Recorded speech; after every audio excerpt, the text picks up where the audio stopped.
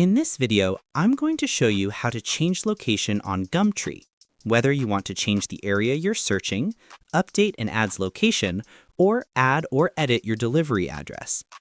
First, to change the search area, go to the search bar on the home page of Gumtree and search for the area you want. You can search either by name of the location or by its postcode.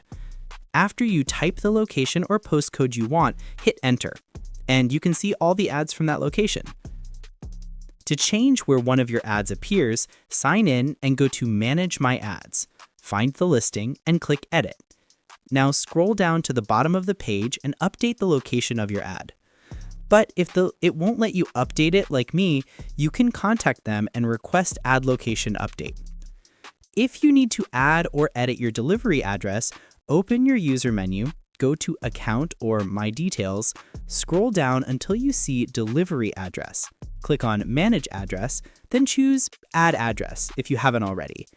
You can search for your address on the search bar and pick from the suggestions, or you can do it manually. Then enter your address details and click Save Address. That's it. Thanks for watching.